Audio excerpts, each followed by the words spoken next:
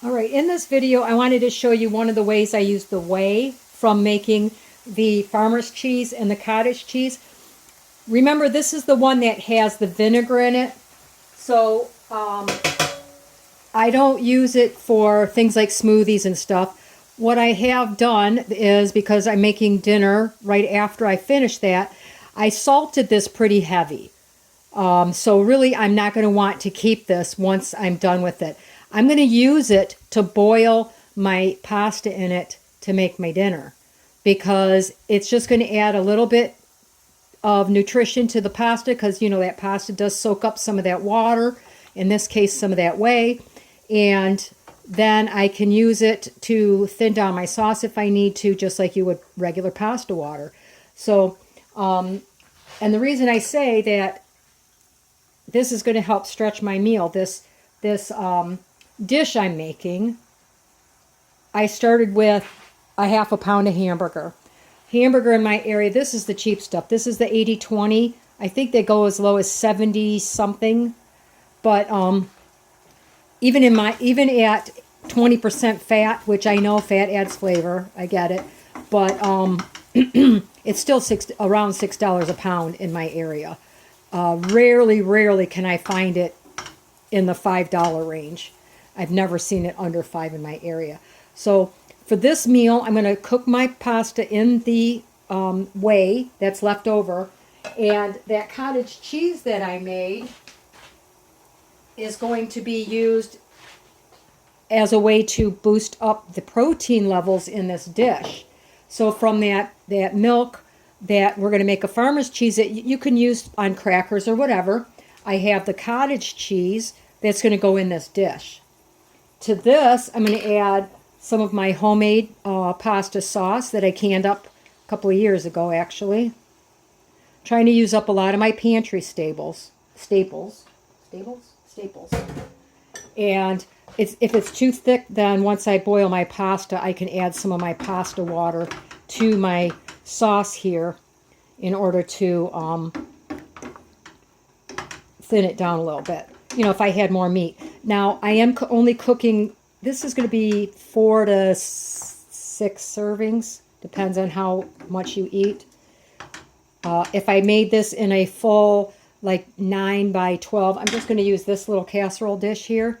If you made it larger for, you know, like I wanted a bunch of leftovers, then I would use probably, I don't use full pounds of beef in anything. I package them all in 8 and 12 ounce packages to use in the recipes. So I would use one of my 12 ounce packages. So anyway, my whey is boiling, so I'm going to get my noodles done. Okay, honestly, if you really wanted to save, you do not have to use the ground beef at all, because in addition to the cottage cheese I'm using, I made some homemade mozzarella cheese last week. I used some to make a pizza, and this is what I have left. I'm going to shred some of this to top my casserole, and the next video is going to be showing you how I made this. So you'll see it shreds up just like regular mozzarella cheese. It tastes really good, and it's nice and melty. You could use the farmer's cheese. You just want to, if I'm going to use that, I use a very fine mesh grater. Not like a microplane, but I have one that's in between, because it doesn't melt as well as mozzarella, because there's no rennet in it, and you haven't stretched the curds to get that, you know, stringy, melty stuff. So, you know, if you wanted to use your gallon of milk to make this particular meal tonight, you could use your farmer's cheese. You could blitz it in the food processor to get it, you know, kind of crumbly.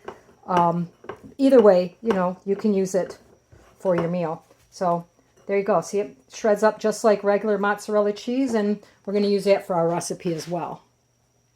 All right, you guys, this recipe is silly easy. Obviously, you don't have to make your own cheese, but if you're looking for a way to cut costs and you want to stretch your beef or not use any at all, this works really well, and my picky eaters like it. So anyway, you can use whatever noodles you like. I'm using these because I got them on clearance for 50 cents a box. I cooked up half of the box, and I'm going to put that in my casserole here.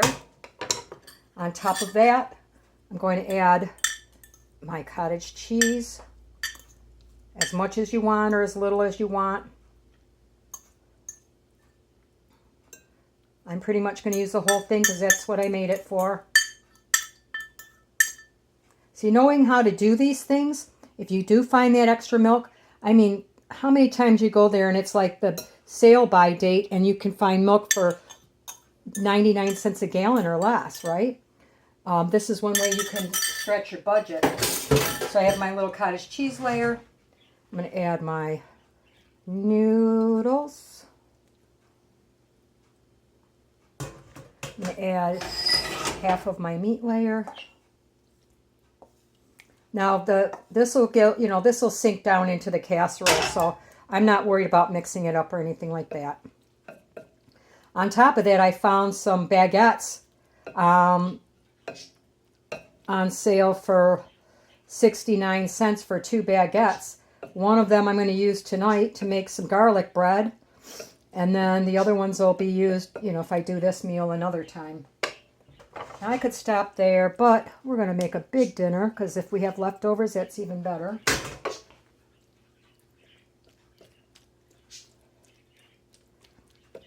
And I know things are tough for a lot of people when it comes to food prices right now, so I'm just trying to show you my way of saving as much as I can for our family. I shouldn't say, yeah, there's 3 of us here, 3 adults. So I live with my brother and his son, my nephew, and they are very picky.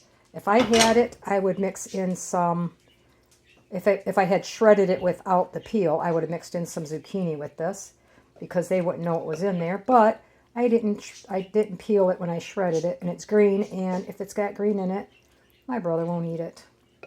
So anyway, there is my mixture, and then my homemade mozzarella cheese. So like I said, even without the meat, you're getting lots of protein with your cheeses. It's still going to taste good, or you could even use less meat, maybe a 1/4 pound or whatever, just to get some of that meat flavor into your recipe without having to spend a fortune.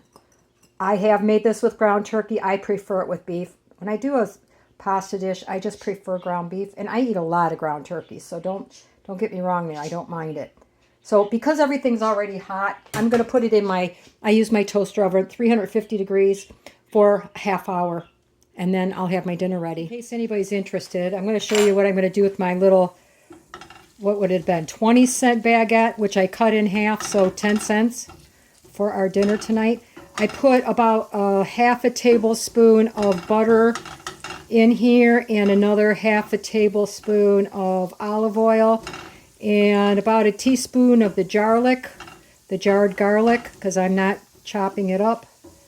And I'm just flavoring the oils a little bit. I'm going to take my bread and I'm going to dip it in there. You see these are kind of small. I know they're a little bit small, but that's okay. And we just have 3 of them instead of 1.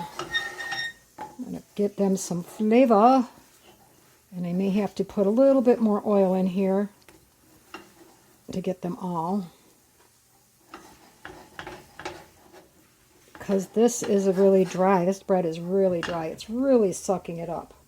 So I'm just going to go with straight olive oil here because I don't have a whole lot of butter. Butter's, well, everything's really expensive right now, even the olive oil, but butter is really bad. And I take that back. I'm going to add just a little bit more butter.